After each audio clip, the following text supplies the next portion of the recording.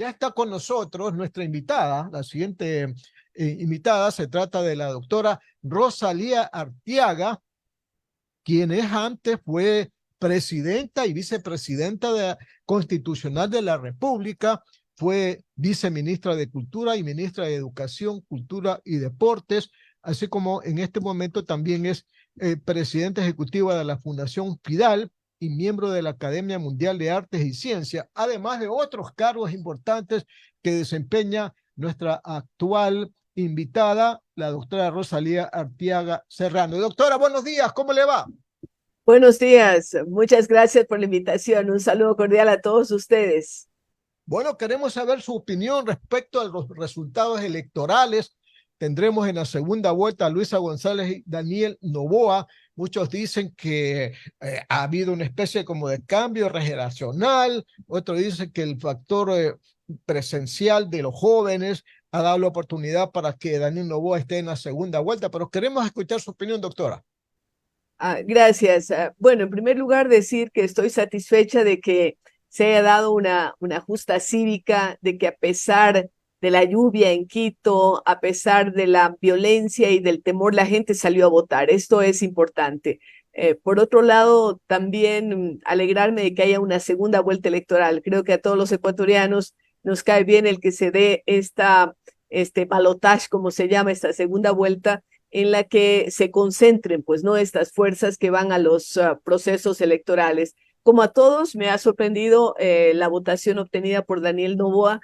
No lo tenía mucho en la mira, pero sí debo decir que durante el debate resaltó la figura de Daniel Noboa y me parece que de ahora en adelante los expertos políticos van a tener que prestarle más atención a los debates porque inclusive pueden cambiar el curso de las elecciones. A él se lo notó muy sereno, muy firme, inteligente. Y yo creo que esto ayudó, además de su juventud, el voto joven tampoco hay que descartarlo, las circunstancias en las que se dieron las elecciones, estas con un proceso electoral bastante corto en cuanto a la campaña. Así es que todos estamos con la expectativa de ver qué ocurrirá en esta segunda vuelta electoral. Temas como la inseguridad, como el crimen cometido contra Fernando Villavicencio, ¿tuvieron alguna incidencia en el voto final, doctora? Probablemente sí, pero también una especie de hartazgo de la gente, sobre todo de los más jóvenes que quieren realmente un cambio y ahora vieron a un candidato que no solamente hablaba sobre la juventud y ofrecía cosas a la juventud, sino un candidato que es evidentemente muy joven. Y yo creo que eso también influenció mucho y por supuesto la situación de inseguridad probablemente posibilitó el que el señor Topic tuviera una excelente votación o también la muy buena votación de Zurita, heredero de esa candidatura, que prácticamente casi no tuvo tiempo de recomponerse, sino en los últimos minutos fue aceptada la candidatura del señor Zurita. Todo ello hace cambiar el panorama electoral, pero como decía, también hay esas ganas de recambio, esa falta de coherencia de los partidos políticos, yo diría que todo ello componen un esquema y un panorama que es lo que ha dado los resultados que tenemos el día de hoy. Doctora, hay un medio de comunicación escrito que ha divulgado el siguiente titular que espero que usted lo comente. Dice lo siguiente: segunda vuelta 2023, dos puntos. Ecuador tendrá a la primera mujer presidenta electa en las urnas o al presidente más joven de la historia. ¿Está correcto ese titular? Creo que no. Me parece que o hay ignorancia o hay mala fe, porque evidentemente cuando una persona es elegida, y yo fui elegida en las urnas para vicepresidenta, también está implícito el hecho de que uno puede llegar a la presidencia, ¿no? Porque el principal o la principal tarea de un vicepresidente cuando es elegido es asumir la presidencia en caso de ausencia temporal o definitiva. No vamos a hablar de lo que ocurrió en el 97, pero la historia ha registrado que Ecuador tuvo ya una primera mujer presidenta electa, porque fui elegida, no fui designada, porque tal vez están confundiendo el hecho de que se han dado varios vicepresidentes designados por la Asamblea Legislativa, que no es mi caso. Yo fui electa por el pueblo. y el binomio sirve para eso, para reemplazar al presidente en caso de ausencia temporal o definitiva. Las 9 de la mañana, 23 minutos. Continuamos la entrevista con nuestro compañero Julio Osvaldo Ayala Serra. Gracias, Alcides. Doctora Rosalía Arteaga, qué placer saludarla. Usted recuerda que cuando los pocos días que usted fue presidenta de la República, estuve al lado suyo. Siempre he creído en la mujer ecuatoriana y en el caso suyo creí mucho más. Lamentablemente las circunstancias políticas de aquella época no permitieron que usted asuma una responsabilidad tan seria como es la presidencia de la República. Pero ahora, doctora, podemos pensar que podría venir una presidenta también de la República o un presidente de la República. Usted, con su experiencia política, ¿cómo ve el panorama? ¿Quién tiene más chance de llegar? ¿La mujer o el hombre? Gracias, Julio, y gracias también por recordar ese paso nuestro por la política, porque usted estuvo efectivamente a mi lado. También es interesante pensar que en mi época no era por obligación legal que había una mujer de candidata a presidente o vicepresidenta, porque en esa época ni siquiera se hablaban de cuotas, peor de paridad. Así es que en mi caso llegué en circunstancias diversas y en donde pues no se consideraba que había que llenar un cupo. En las actuales circunstancias se habla de esos cupos y de esa paridad, lo que obliga a los partidos políticos a poner mujeres en las listas.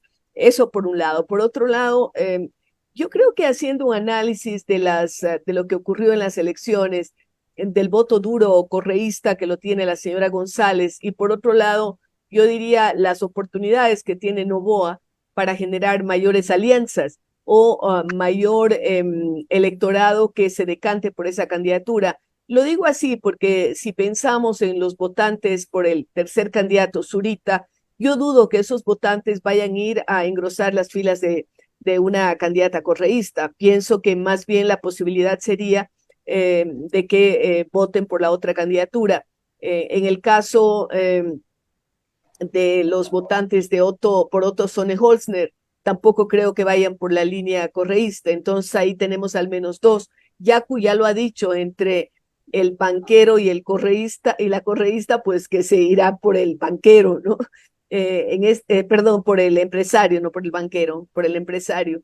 Entonces, estas situaciones hacen prever que la candidatura de Noboa podría tener un mayor crecimiento. Habrá que ver qué pasa con el sector indígena, porque ISA ha estado bastante alineado con el correísmo y hay una división evidente en el movimiento indígena, y habrá que ver qué pasa con los votos de Sonne-Holzner, que puso mucho énfasis en el tema de seguridad.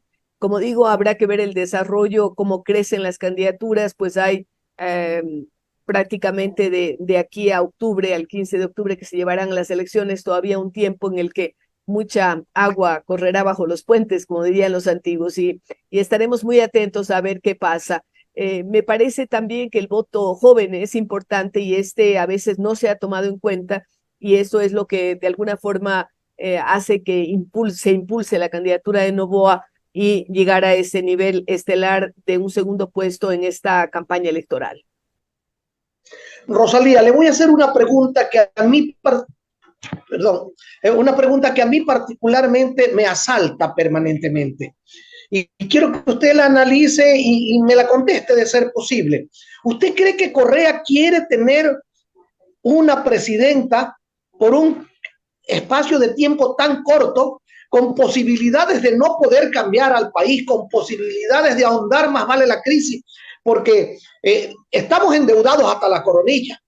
Tenemos problemas de inseguridad, tenemos problemas de drogadicción, se nos viene el fenómeno del niño, y entonces las posibilidades de que alguien en la presidencia tenga éxito son escasas. ¿Usted no cree que el señor Correa a lo mejor lo que quiere es tener un buen Congreso para cambiar las leyes y poder tener la posibilidad de regresar? A ver, primero tocando el tema de la Asamblea Legislativa. El correísmo va a tener un muy buen número de asambleístas, pero no la mayoría. De eso hay que estar absolutamente conscientes. Y por lo tanto, no podrán hacer todo lo que quieran si no es a través de alianzas. Y esas alianzas cuestan. Por supuesto, al correísmo le interesa el regreso del señor Correa. Eso es lo que tiene en su mente, santificado y oleado el tema de todos los casos de corrupción y también de derechos humanos que tiene pendientes el exmandatario. Y esto creo que está en la línea número 1 de prioridades. De si quiere o no quiere que gane la candidata, yo pensaría que sí, porque esto volvería a concentrar todo el poder en manos de un solo partido, porque recuerde que ya tienen el Consejo de Participación Ciudadana, tendrán un número importante en la Asamblea y si tienen el Ejecutivo, pues tendrán prácticamente los poderes en sus manos y esto facilitará el conseguir aquello que pretende, sin descartar inclusive que con una absolución total o perdón el señor Correa pueda regresar y encabezar una candidatura en el Ecuador, ¿no? Esto sería complejísimo para nuestro país. Entonces, yo no descarto de que sí se ponga todo el esfuerzo en esa ganancia, en ese triunfo de la señora González, recordando también que si bien el Ecuador está endeudado, los presupuestos del Estado no se han gastado de la forma esperada durante el gobierno del señor Lasso, es decir, también se han dilatado el tema de las deudas, se ha negociado el tema de la deuda externa, es decir, ha habido un manejo financiero bastante adecuado en el gobierno de Lasso y esto permitirá que las puertas de mayores endeudamientos estén abiertas. Por otro lado, recuerde que hay un tema que no se menciona mucho, pero a lo que apunta el correísmo es a desdolarizar y por lo tanto a generar y a emitir moneda que luego generaría un tema de inflación tremendo en el país, un empobrecimiento de la población, pero al mismo tiempo más dinero en las arcas del Estado a través de procesos inflacionarios. Esto lo pretendieron hacer ya a fines del gobierno del señor Correa, no lo lograron, pero las posibilidades de una desdolarización siempre están pendientes. Justamente hace unos minutos estuve hablando en una entrevista en la que estuvimos Abelardo Pachano y yo, y Abelardo Pachano lo mencionó de manera insistente. Así es que el peligro de desdolarizar con el ascenso del correísmo nuevamente a la alta cúpula del Estado es una espada de Damocles que pende sobre la población ecuatoriana, porque desdolarizar significaría acabar con el único espacio, diríamos, que nos ha permitido una cierta estabilidad, al menos desde el punto de vista económico. Y por otro lado, están abiertas las puertas de mayor endeudamiento, sobre todo con países como China, que no vacilarían en darle al Ecuador mucho más créditos a costa de qué. Esto habría que preguntarlo, pero es evidente que podría producirse un endeudamiento todavía mayor después de la cierta austeridad que se ha dado en los gobiernos de Moreno, que nos insertó nuevamente en negociaciones con los prestamistas como Fondo Monetario Internacional, Banco Interamericano de Desarrollo, Banco Mundial. Esas puertas estuvieron cerradas durante el gobierno de Correa, se abrieron durante este periodo y medio, y esto ha posibilitado que muchos de los montos que se debían a China se paguen, se haga un cambio de deudores, pero esa puerta quedaría abierta. Así es que no crea que no va a haber dinero, sí habrá dinero, sobre todo en ese gobierno, y el riesgo de desdolarización es algo de lo que tenemos que hablar insistentemente los ecuatorianos, porque sería un camino brutal hacia situaciones peores que las que están viviendo Venezuela o Argentina. Un maestro jubilado como yo no puede dejar esta entrevista si no le pregunto sobre educación. Doctora, usted que está dedicada al tema educativo al 100%, dígame una cosa, ¿usted cree que se debe cambiar, por ejemplo, los paradigmas educativos en el Ecuador? Seguimos con una educación totalmente informativa. Nuestros maestros van a dar clases y solamente creen que hay que dar información, pero la formación prácticamente se la tiene de lado. Con la falta de formación que hay en los hogares y la falta de formación que se maneja en la educación pública, estamos teniendo una juventud bastante problemática prácticamente. Un sector inmerso en la droga, otro sector inmerso solamente en la tecnología, pero muy poca gente pensando en futuro para ellos y en futuro para la patria. ¿Debemos cambiar los paradigmas educativos, doctora Arteaga? Así es, Julio, y usted toca un tema que es muy sensible para mí. Primero, decir que a mí me preocupó mucho que durante el debate no hubo ni una sola pregunta relativa al tema de educación, y sin educación de calidad el país no tiene futuro. Se dieron una serie de disposiciones a lo largo de estas 2 últimas décadas absolutamente inconsultas, como retirar cívica y ética de de los pensus de estudio, establecer el bachillerato general unificado, que lo que ha hecho es no preparar a los jóvenes ni siquiera para un ingreso adecuado a las universidades. Bueno, una serie de situaciones que sería largo analizar. Por lo tanto, creo que el próximo gobierno tendrá que hacer mucho en educación y se lo puede hacer. Yo he planteado algunas cosas, desde alianzas entre el Ministerio de Educación y las universidades para generar un sistema de tutorías que ayuden a un mejor control de los niños y de los jóvenes en el sentido de mejoras en sus estudios, pero también una real preocupación por su condición, por su situación, por qué es lo que está pasando en los hogares, etcétera, para evitar además esto de que se está permeando inclusive a las escuelas y a los niños con el tema de las drogas.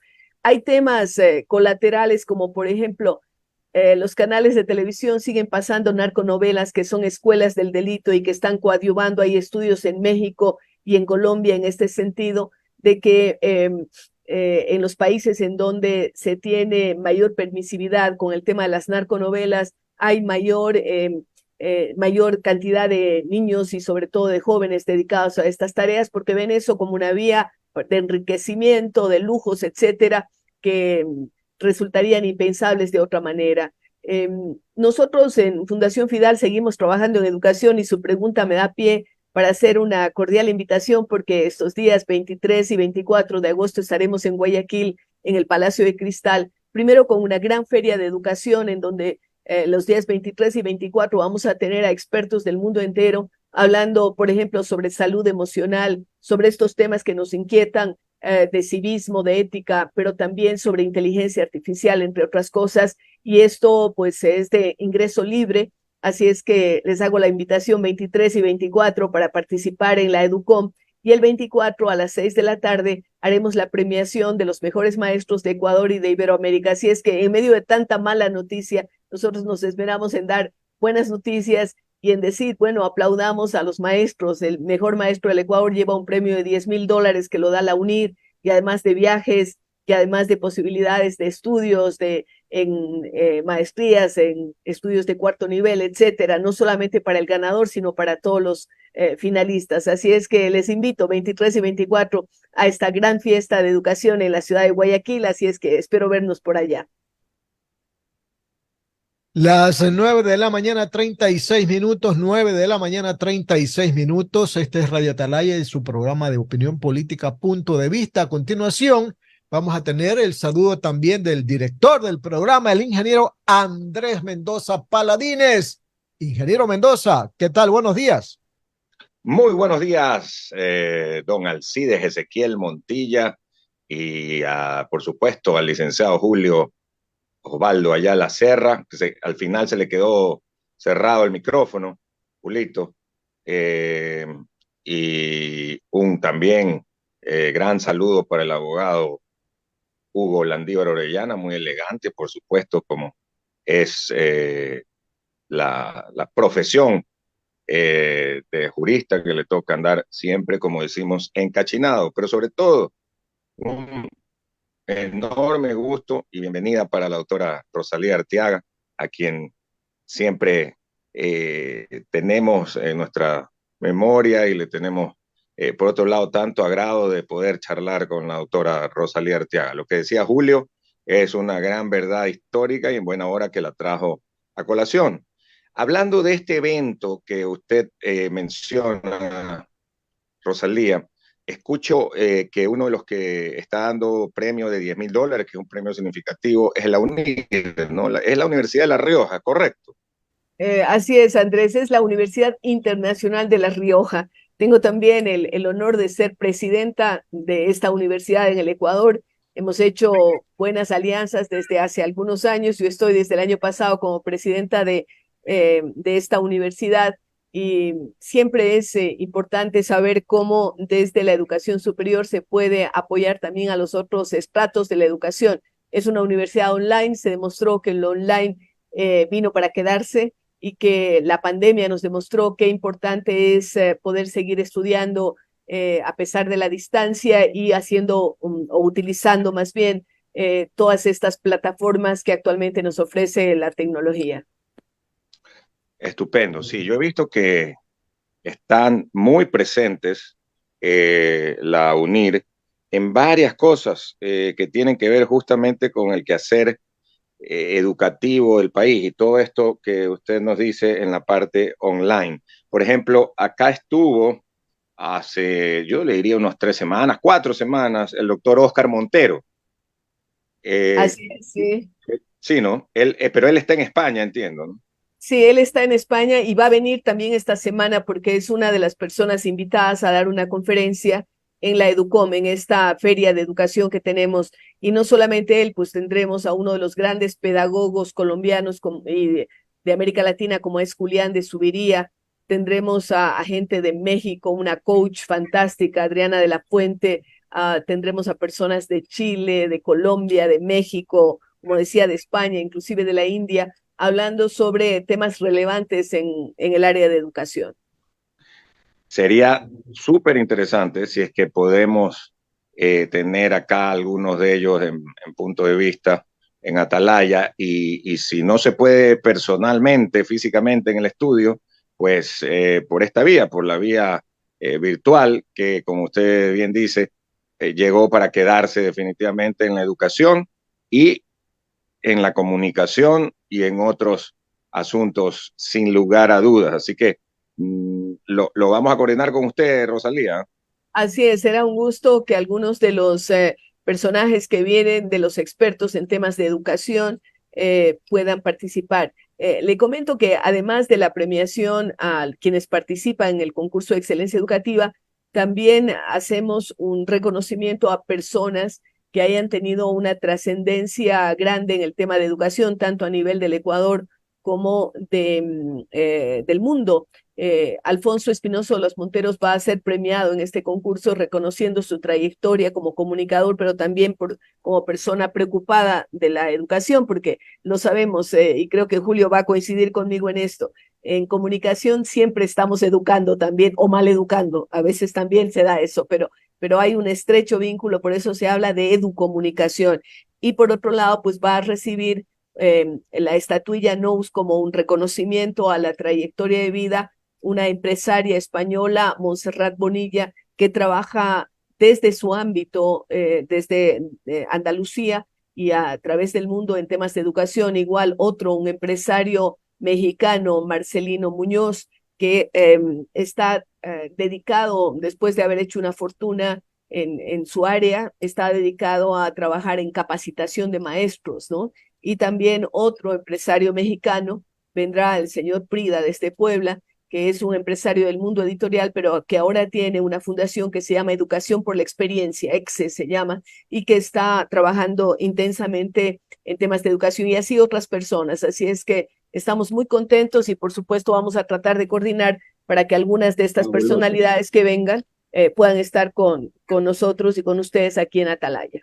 Sería extraordinario. Es 24-25 Libro mío de poesía en la Fundación Luis Novoa, así es que también están invitados. 6 de la tarde voy a presentar un poemario y habrá también una muestra de arte de artistas guayaquileños.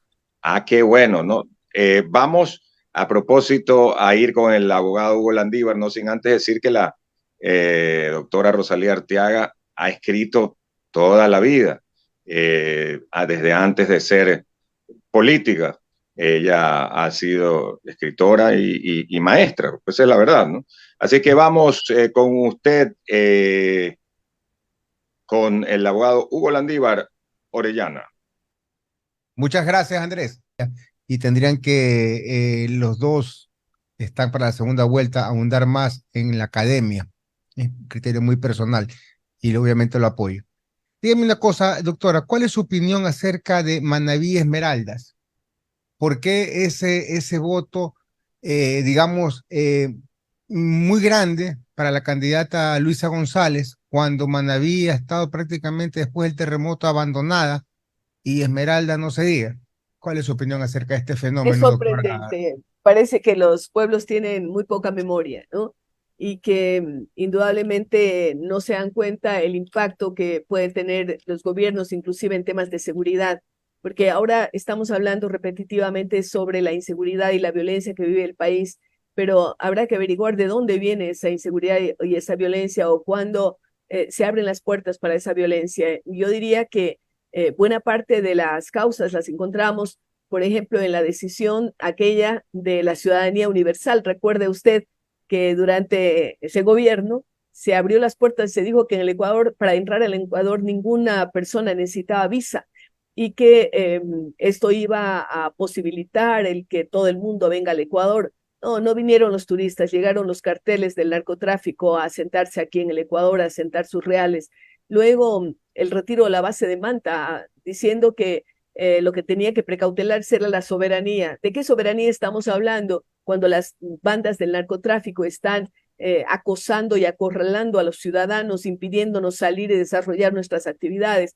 Luego, el tema del porte de droga para el consumo, ¿verdad?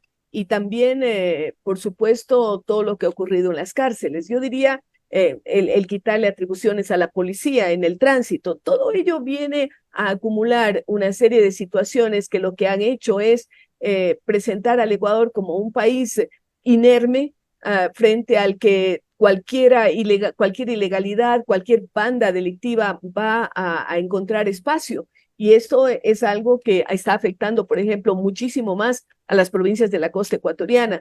En el caso de Esmeraldas, estamos hablando de que la situación es catastrófica. El turismo, por ejemplo, en esta temporada de vacaciones de la sierra, antes las playas de Esmeraldas estaban llenas de gente desde Quito, desde las diferentes provincias del norte de la sierra, o igual ocurre con Santa Elena, ocurre con playas mismo en la provincia de Guayas, inclusive la de Guayas está siendo afectado hasta en el turismo interno, no digamos en el turismo internacional. Entonces, yo diría que allí hay una falta de memoria política y, por otro lado, es decir, que todavía en el país se siguen comprando ilusiones, que son solo eso, ilusiones, porque en la práctica la situación es muy diversa. Así es, doctora. Tomando en cuenta en un eventual y posible gobierno de Daniel Noboa, ¿usted piensa que ese favoritismo o ese porcentaje alto debería él, ni bien empieza su gobierno, tratar de hacer una nueva consulta o buscar una nueva mayoría en la Asamblea que se podría dar para tratar de reformar la Constitución en ciertos artículos que realmente, como usted bien lo acaba de decir, todo nace en la Constitución del 2008, en la cual nos hemos visto con las manos atadas frente a todo lo que sucede? ¿Usted piensa que él debería, en el eventual caso que él gane la presidencia, Daniel Noboa, conseguir esas alianzas o buscar ese mecanismo con la Asamblea para tratar de hacer esos cambios necesarios en la Constitución, doctora? Yo creo que la Constitución efectivamente tiene que ser reformada en varios artículos, en varios acápites inclusive, y lo que tiene que ver, por ejemplo, con la extinción de dominio para los narcotraficantes y para las personas de cuello blanco que atracan los fondos del Estado, eso es indispensable, porque si no, seguimos teniendo que los jefes, los delincuentes están dando órdenes desde las cárceles, porque, claro, no se ha afectado su bolsillo. Vemos que a las arcas públicas no han ingresado los dineros que deberían darse para resarcirle al Ecuador por los perjuicios y tampoco en el caso de los narcodelincuentes.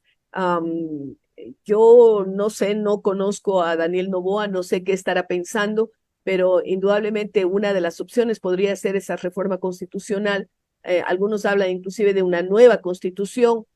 No sé si esto sea necesario o no, pero en todo caso yo fui parte de esta comisión que creó el doctor Julio César Trujillo para tratar de reformar algunos temas. Inclusive recogimos las firmas y después esto fue bloqueado en la Asamblea Legislativa porque inclusive pasó el filtro de la Corte Constitucional para, entre otras cosas, eliminar al Consejo de Participación Ciudadana, crear 2 cámaras en lugar de la una actual, sino pensar en una Cámara de Senadores en donde Bicameral. requirieran sí, otros requisitos, en fin, algunos temas. Y entonces yo soy partidaria de estas reformas y aspiramos a que el nuevo gobierno, sobre todo en los primeros meses, pueda hacer algunos cambios que ameriten esa acción y también que consigan el favor del electorado. Muchas gracias, doctora, por su respuesta. Doctora, en la campaña electoral, en los debates, no se habló, y si se habló fue muy poco del tema femenino, del voto femenino. Entonces la pregunta es, ahora con estos 2 finalistas, hay que obligarlos a que hablen del voto femenino, de los temas de la mujer. Y los dos tienen muchísimo que ver, los dos tienen muchísimo que ver porque han hecho pronunciamientos o se han comportado de una manera especial respecto al tema de las mujeres. ¿Qué hay que preguntarle a ellos según su juicio, doctora Rosalía Arteaga? Bien, los 2 binomios están integrados, mujer-hombre, hombre-mujer. Entonces, Exacto. indudablemente, y querríamos ver más en acción a los binomios también, porque durante la primera vuelta electoral se vio muy poco participativos a los candidatos, al candidato y a las candidatas a la vicepresidencia. Solamente la candidata del señor Villavicencio, sobre todo después del asesinato, de la tragedia que ocurrió, se le vio mucho más presente y proactiva de muy buena manera. Ojalá esto se pueda ver también durante esta segunda vuelta electoral y podamos tener una mayor presencia de definiciones respecto de la participación de la mujer, del accionar de la mujer, hablándose inclusive de gabinetes paritarios, porque por ejemplo, si este rato nosotros revisamos cómo está constituido el actual gabinete ministerial, encontramos muy dispareja la situación y muy pocas mujeres que están actuando como ministras. Ojalá esto se cambie, se reforme y se lo empiece a hablar desde estos primeros días de la segunda vuelta electoral. Julio, por favor, usted termina la entrevista. Ya, doctora Rosalía Arteaga, una última inquietud de mi parte. ¿Hasta qué punto una educación de calidad cambia a un país? Y le pregunto esto porque yo veo que las naciones que se han desarrollado, las naciones que tienen un nivel de vida superior, han apuntado a la educación. Nosotros estamos apuntando siempre a la producción. Creemos que solamente producir dinero es lo único que puede salvar al país. Pero yo estoy convencido de que un país que no invierte, que no le da la atención necesaria a la educación, es un país que difícilmente salga de una situación crítica. ¿Qué le parece a usted lo que pasa en el Ecuador en materia educativa? Julio, usted ha mencionado una palabra clave, inversión en educación, porque desde las altas esferas de los gobiernos generalmente se habla de gasto en educación y esto es totalmente distorsionar los conceptos, porque invertir en educación es la mejor inversión. Hay inclusive estudios que demuestran cuál es el porcentaje de elevación del Producto Interno Bruto cuando la educación es considerada como inversión y es considerada como uno de los ejes prioritarios. Efectivamente, si usted analiza la situación de países como Israel, como Corea, pero también en nuestro medio, Costa Rica, por decir algo, la situación es mucho mejor que en países en donde no se invierte en educación. Tiene que ser considerado como uno de los ministerios más importantes y que reciba no solamente mayores presupuestos, sino mayor atención. Por ejemplo, uno de los áreas a las que hay que destinarle más recursos es a capacitación de personal docente y de los directivos de los establecimientos educativos. Muchas veces se cree que con hacer grandes mastodontes como las escuelas del milenio, que han sido un desastre, ya se está invirtiendo en educación. Por supuesto, se necesita tener buena infraestructura física, pero lo más importante es la capacitación de los docentes. Solamente allí, con esa percepción, tendremos un país mejor. Sí, ojalá que regresemos a aquella situación que luego de la dictadura de Rodríguez Lara y de los triunviros logramos los maestros tener 30% del presupuesto para la educación, cosa que nos costó sangre, dolor y lágrimas. Pero bueno, Ojalá que regresemos a una cosa parecida, por lo menos. Mi querida Rosalía, gusto de saludarla, que tenga mucho éxito, especialmente en esa tarea tan encomiástica que usted realiza en materia educativa. Un abrazo. Gracias, Julio, y gracias a todos, y espero verles los días 23 y 24 en la Feria de Educación y en la premiación del mejor maestro y mejores maestros del Ecuador y de Iberoamérica. Ahí estaremos. Buenos días y gracias.